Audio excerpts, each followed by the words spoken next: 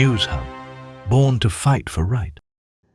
नमस्कार, news hub में आप सभी का स्वागत है। मैं नुज़त आज़मी। चलिए नजर डालते हैं आज की खबरों पे।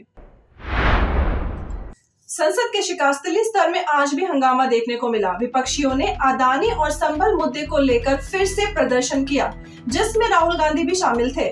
इस दौरान प्रदर्शनकारियों ने अपने हाथों में पोस्टर लेकर जमकर नारेबाजी की।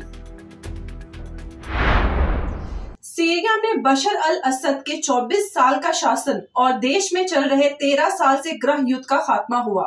वहीं बशर अल असद और परिवार को मिली रूस में शरण।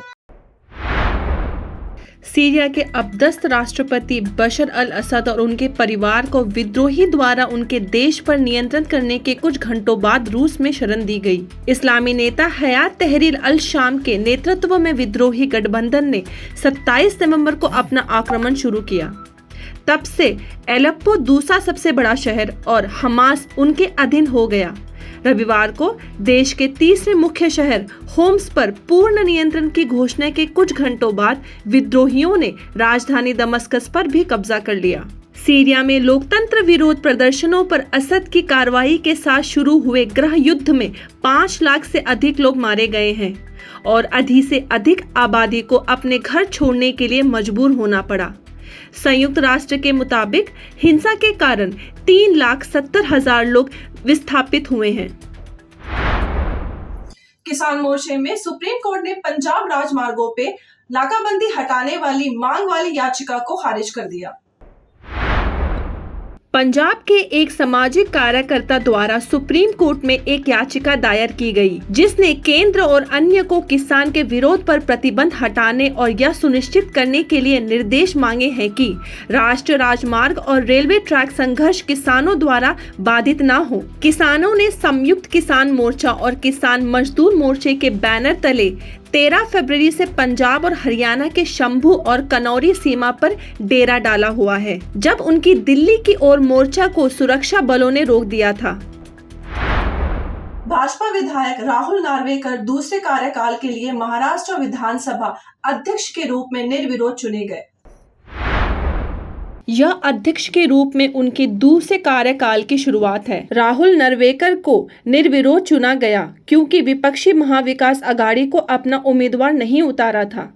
रविवार को कोलाबा विधानसभा सीट से बीजेपी विधायक नार्वेकर ने अपना नामांकन पत्र दाखिल किया। वह 14वीं विधानसभा से 2.5 साल तक स्पीकर रहे और 20 नवंबर को विधानसभा चुनाव में मुंबई के कोलाबा विधानसभा सीट पर फिर से चुने गए। अदानी ग्रुप ने राजस्थान में 7.5 लाख करोड़ रुपए निवेश करने की योजना की।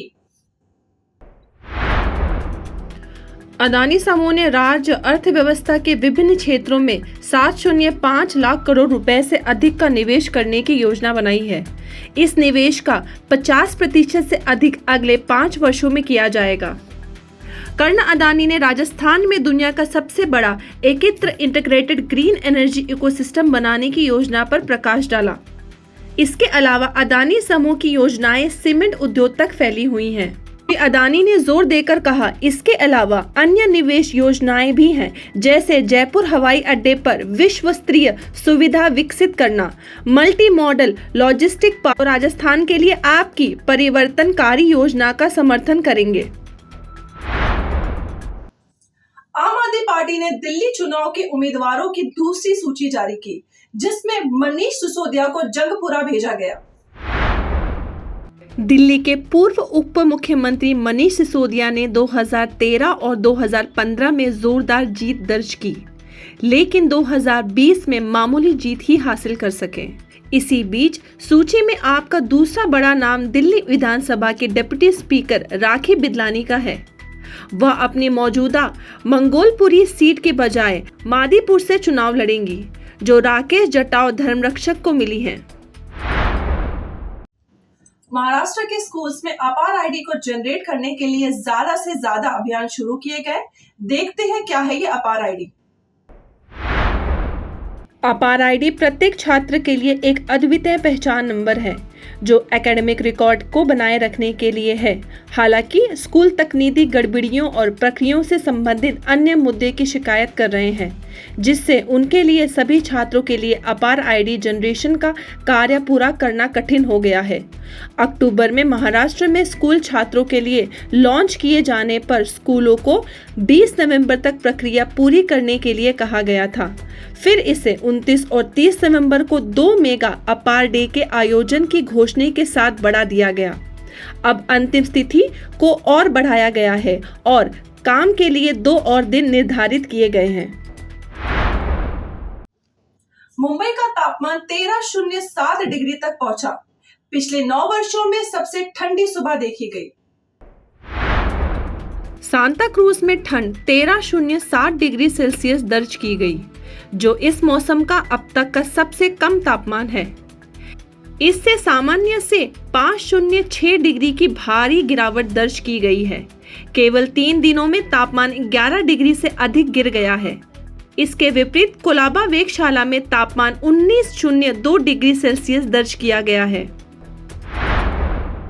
आज के लिए बस इतना ही। फिर मिलेंगे नए समाचार के साथ। देखते रहें न्यूज़ अब। मैं नुज़त आज़मी, धन्यवाद। News Hub, born to fight for right.